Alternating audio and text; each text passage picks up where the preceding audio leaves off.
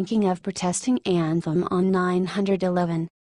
Mike Ditka just demolished NFL players protesting the national anthem. And it is not the first time. Iron Mike does not suffer fools. Now on the 9/11 Ditka spoke about players disrespecting the anthem on this day of all days. There is Monday Night Football tonight, and didn't hold anything back. Advertisement. TMZ caught up Iron Mike and got his opinion about Anthem protest on the 16th anniversary of 9/11.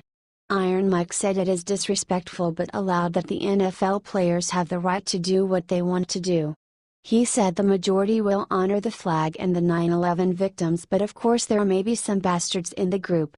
And to those Ditka accurately predicted their futures. Advertisement. This is a different generation of people and they think things don't apply to them. Correct. There's always gonna be some malcontents. Let them be malcontents and no one will remember who they were.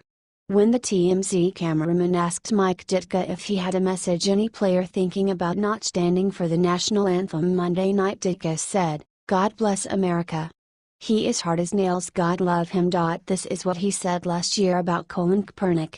"I think it's a problem. Anybody who disrespects this country and the flag," said Ditka. "If they don't like the country, they don't like our flag. Get the hell out. I have no respect for Colin Kaepernick. He probably has no respect for me. That's his choice," said Ditka. "My choice is, I like this country, I respect our flag, and I don't see all the atrocities going on in this country that people say are going on," Ditka said before adding, "I see opportunities if people want to look for opportunity. Now if they don't want to look for them, then you can find problems with anything, but this is the land of opportunity because you can be anything you want to be if you work. If you don't work, that's a different problem."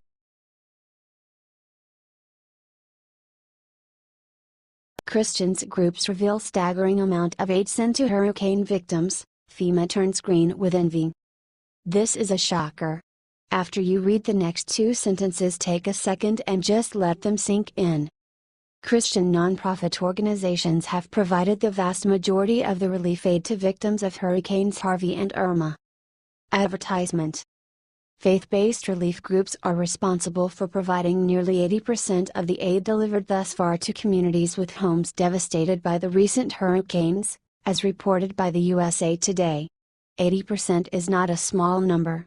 An alliance of nonprofit organizations called National Voluntary Organizations Active in Disaster, NVOD, of which 75% of which are faith-based organizations, is responsible for the main thrust of the efforts.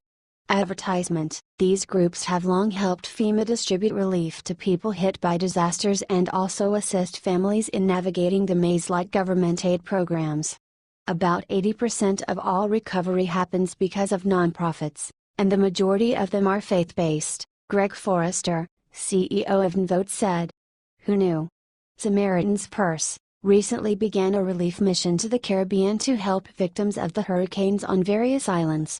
Samaritan's Purse also has ongoing relief operations in Houston and is preparing to aid Florida in the aftermath of Irma. Luther Harrison, Vice President of North American Ministries for Samaritan's Purse, an evangelical disaster relief group led by evangelist Franklin Graham, said, "FEMA, they have been a big blessing to us, they're an assistance to us. For Hurricane Irma, the majority of our equipment has already been dispatched to Texas. So our office in Canada is bringing their equipment across the border, and FEMA was instrumental in helping us clear that with customs and getting all the paperwork done." The United Methodist Committee on Relief has 20,000 volunteers trained to serve in disaster response teams, according to the Daily Caller. Right now, in the state of Texas, we are going around with FEMA trying to help them select a facility, Derek Lee, Director of Disaster Response for Adventist Community Services, told USA Today. It'll actually be the state's facility, but it'll be us that helps them manage it. We are going around with them right now trying to help them pick out a facility that will accommodate what the need is going to be on the ground. FEMA cannot do what it does so well without the cooperation of faith-based nonprofit organizations and churches, Reverend Jamie Johnson, Director of the Department of Homeland Security's Center for Faith-Based and Neighborhood Partnerships, told USA Today. It's a beautiful relationship between government and the private sector, and it is something to behold.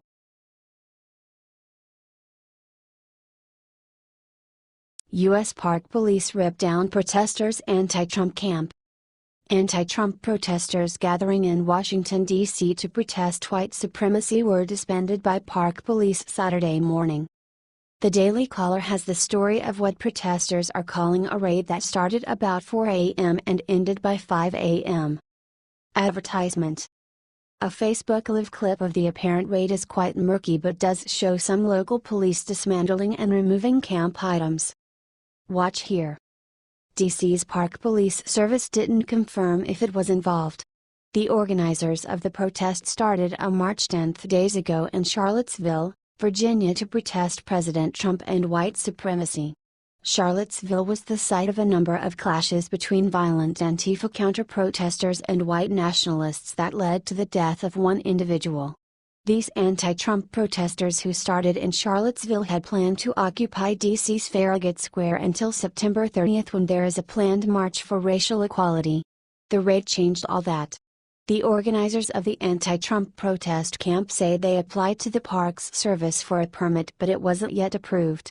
It speaks volumes about our country that a permit would be issued for a white supremacist rally. Yet our nonviolent 24-hour vigil against our white supremacist government would be broken up by a public institution, organizer Nalini Stamp claimed in a written statement.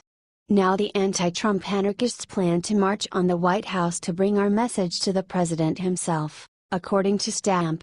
That rally will take place Saturday night outside the White House starting at 7. What do you think about this incident? Do you think the protesters should have been charged with anything for illegally trying to occupy the park with no permit?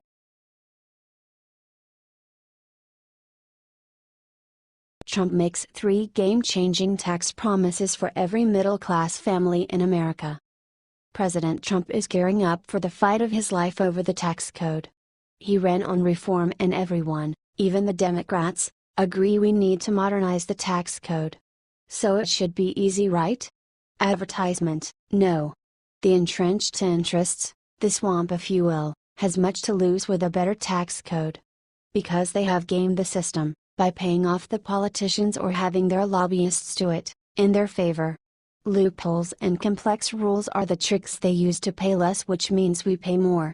It really is a zero-sum game, considering what we must pay out every month, when it comes to taxes, and the average American deserves a much-needed break. And that is who Trump is fighting for. Don't listen to the media when they say it's not so, and he is taking his case direct to the people. Advertisement. Trump said at his weekly address, earlier this week, I visited the hardworking citizens of North Dakota to promote our vision for tax cuts and tax reform that will create opportunity and prosperity for millions and millions of Americans.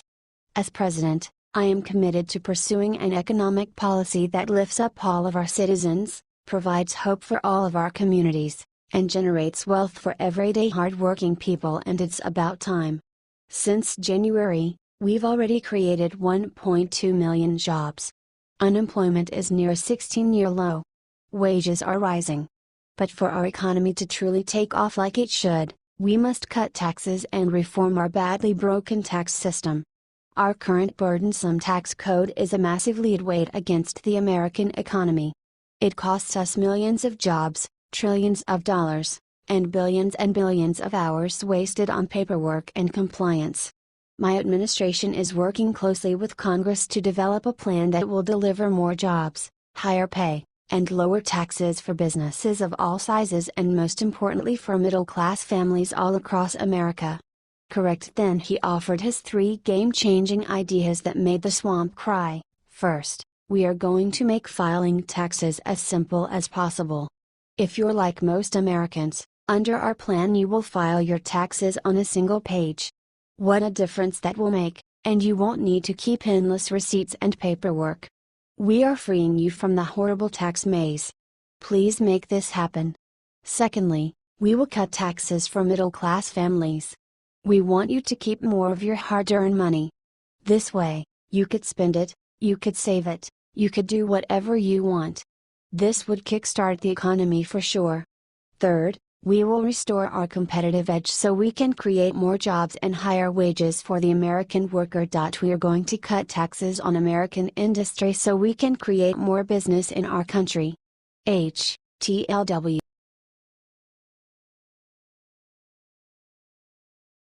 Breaking: Denmark takes huge stand against migrant refugees. Bloomberg is reporting on a very important story today out of the small nation of Denmark. Like much of Europe, the country has been overrun by refugees and migrants from Africa and the Middle East, with a particular uptick in the past several years. Now they've had enough. Advertisement: Denmark just announced no more refugees will be permitted to enter the country under the UN's resettlement program. Currently, Denmark and Sweden have the highest rates of sexual assault in the EU.